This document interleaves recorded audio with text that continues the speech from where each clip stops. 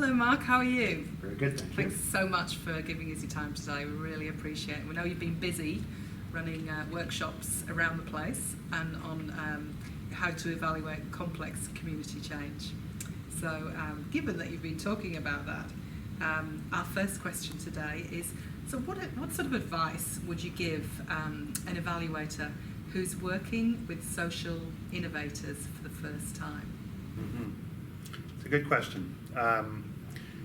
The advice is actually simple: to appreciate how a social innovator operates, in part because the way social innovators operate it's often challenging for a more conventional approach to evaluation, and I think we can more than handle it, but we should pay attention to these characteristics. And the first one is a lot of social innovators have a very general sense of direction, the kinds of outcomes they want to achieve, and have pretty good hunches or confidence in their opening moves about how they want to tackle those issues.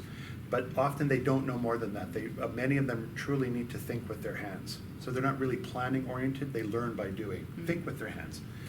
And so that's a challenge for us, because often we would like the intervention to sit down with them and describe the intervention as fully as we can. So that's number one, and we're going to come back to that. So many of them do not know more than their opening moves and their end game.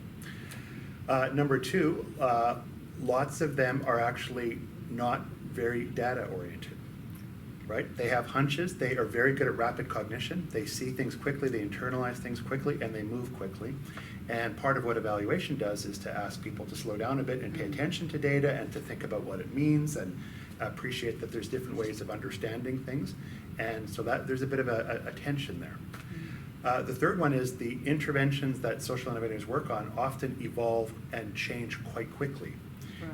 And we often like to spend a little bit of upfront time designing an evaluation design, and we begin to like it a little bit, but those designs have a rapid half-life. They have what's in business called strategic decay. So we really have to co-evolve our evaluation designs to keep pace as fast or as slow as the social innovator is going. Excellent, thank you very much. Okay, on to the second question.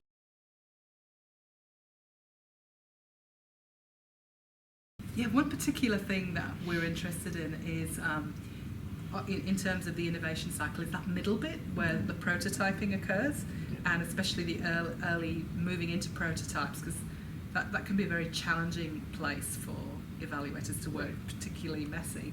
So how can the evaluator work in that space? Yep. Yeah, prototyping is becoming quite big, isn't it? For lots of different reasons, we're seeing it pop up everywhere. The way I think about it or approach it is that prototypes are really small bets. Innovators create these prototypes, they physical manifestations of ideas in order to be clear about their own thinking and to use their hands and to evoke a response. And so those are small bets, and evaluation, another way of thinking about it, is reality testing. How do innovators help social innovators test those small bets?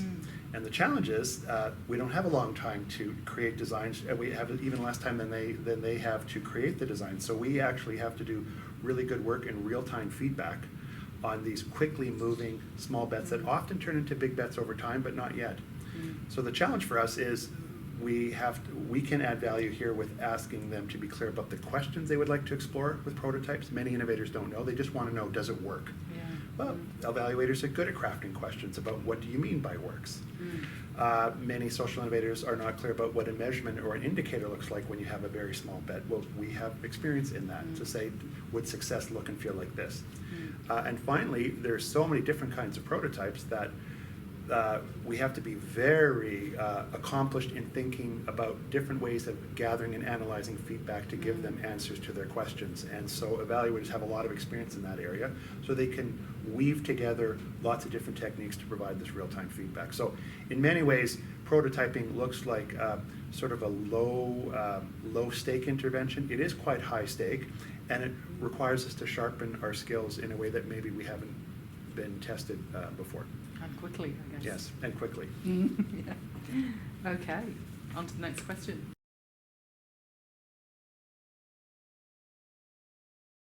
So my third question is, It's to do with, I'd be interested to know your thoughts on the sort of bit further on in the social innovation processes when you get to scaling. Mm-hmm. I'd be really interested to know how you see evaluators working at the scaling side of things and how we should conceptualise it. Yeah. I agree that scaling, there's lots of dimensions to scaling. There is a political dimension, and the way that, but I think politics plays out in a couple of different ways. So let's define scaling a little bit. For many years, it's a very broad term, and I don't know how it's used in Australia, but in more recently in Canada, someone has written some papers that have helped us frame it slightly better than we've framed it before. And there's three kinds of scaling, or three dimensions of scaling. The first one is scaling out. And scaling out is where you take an idea, you've got a practice that you've tested it and piloted, and it seems worthy of scaling, and what you try and do is replicate it in other contexts. Whether that's the full-fledged copy of the original practice, or we're replicating principles and general patterns of behavior, that's a very good question. But scaling out is the most obvious kind of scaling. We also know that scaling up is important, and scaling up is based on the idea that sometimes these pilots are developed in very unique incubator-type contexts where it's almost anything is possible. But when you try and mainstream them, they run across policies, resource constraints, regulations, any number of things that make it very hard to thrive outside of that incubator status. So scaling up is actually changing rules, regulations, resource flows, and cultures to make the innovation live. And so sometimes you need that. The third one is scaling deep. And scaling deep is a little bit different than scaling out and scaling up, in the sense that what it says is, how do you get the very idea behind an innovation, the commitment to it, in the water supply, in the culture, in the identity of a system. And we're using system broadly. It may not just mean a government system. So we may find that a program that is really useful in having home visiting by nurses, we've scaled it out and we've scaled it up, but we're worried that the commitment to that idea may not transcend a political cycle. So scaling deep is, how do you get cross-party buy-in? How do you get constituencies in different systems like the nursing system, the social work system, really finding that idea to be an integral part of their identity, their sort of embedding it. Sort of it's really embedding it, the very idea of it, maybe not even necessarily the practice. So all of those three have political dimensions. When you replicate out the politics of trying to bring innovation from one context into another, there are politics in there, different values and interests and positions. People might find that disruptive. Scaling up, it's political in the sense that it might require policy change, resource flow changes, regulation changes. And even if those regulations are small ones, I don't know if you have this experience in Australia, but there's lots of micro threads that keep current practices in place. By themselves, they're not magic, but a million little micro threads and regulations are enough to hold something in place. And of course, getting something into the water supply, the identity as a political priority or a cultural, mainstreaming culturally, also has aspects of being political. So the scaling for innovators says take account of all those three, and for the evaluator, one has to pay attention to those dimensions of scaling, the political dimensions of all three. And whether they've worked, I guess. Yeah. And whether they've not, or whether you're feeling resistance, why can't we scale out? Well, there might be a strong political dimension to that. Excellent. Thank you very much.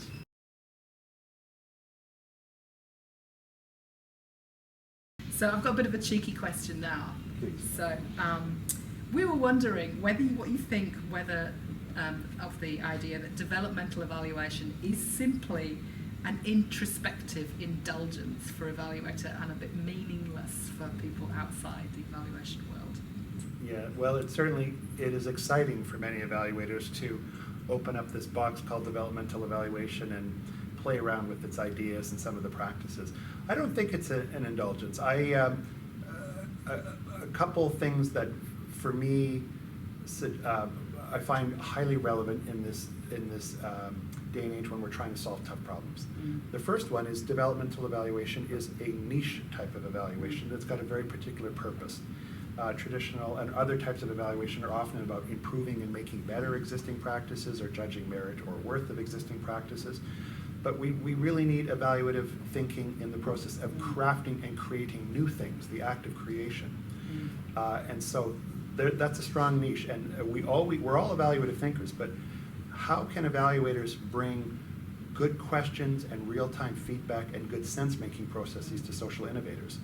And that's a very special niche. So social innovators are often creative thinkers, and evaluation is a critical act.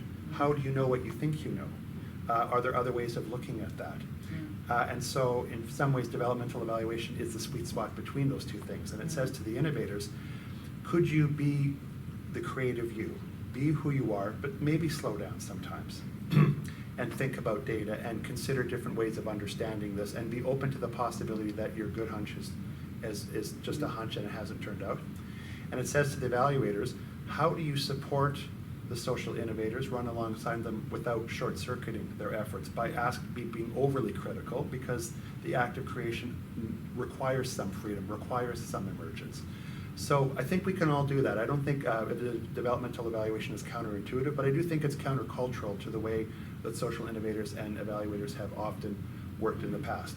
Not everywhere, but it's worthy of naming it and trying to get better at it. Okay, thank you. Final question. Thanks so much for your time. So I just thought we'd summarise by maybe you giving us some of your top tips for evaluators working on programs that seek to bring about complex social change. Yep. Well, I'm happy to share three top things that I find important, but I also would encourage anyone who's interested in developmental evaluation to go to betterevaluation.org. Yeah. Or to read some books by Michael Quinn Patton and others, because there's so much good stuff on here now. So my sharing of the tips are just things that are maybe my top reminders or tips for Mark Cabaj. The first one is to find the right balance of helping innovators conceptualize their intervention, their ideas, their theories of change, in a way that encourages them to go as far as they can at the moment, but not to force them to go farther than they are ready, simply because we're used to getting, relatively well laid out plans and intentions. And it's a very tricky space, and you know it when you're in it, whether you're pushing too much, but we should nudge them to as far as they can be nudged. And rather than an intervention that's framed in a way that we would think is incomplete, if we were being more conventional, we might think the evaluation glass is half full. But in some ways, in developmental situations and social innovation, that's simply the baseline. That's simply where they're beginning, and you can track the evolution of their thinking over time. So be prepared to go as far as you can and not push any farther, but allow the rest of the intervention to emerge as people try new things. So that would be number one. That's what I tell myself, I remind myself quite often. Number two is to really recognize that the probabilities that our evaluative feedback will be dramatically improved if we can get innovators truly hungry for feedback. And you know how tricky that is for anyone to do it, and it's particularly important for innovators who are curious, but they're fast moving, and they'll unfold that, they'll play with that curiosity in real time, but we can help them do it better. So asking them, what are your questions? How will you know that it's successful? How would you like your feedback? When do you make decisions and how? And really try and get into the head, much like a design orientation encourages us to do, and I know that's getting really big in Australia. I fully support it. Think like a designer and design around the innovator. We need them to be hungry and curious. So everything depends on that. The third one, and this one again is not so much counterintuitive, but it is countercultural. Let's create agile designs. Innovators often start with small bets and are quite rapid in iterating those bets and evolving. Our designs should co-evolve as fast or as slowly as their questions and their interventions. So let's not love our original designs. Let's consider them opening moves, just as the social innovators consider them opening moves. And when the questions change, so too should our evaluation designs. And they have half-lives, like you said. They have, their half-life is as big or as small, as fast or as slow as the innovator. So our work has to be tightly calibrated to theirs. Well, that was fantastic, and that is the end of all my questions. Well, thanks so much for that, Mark. That's been really illuminating, and I'm sure our audience will find it interesting too. So thanks so much. They were great questions, and thanks for having me in Australia. Enjoyed every bit. And I hope you have a safe trip back to Canada.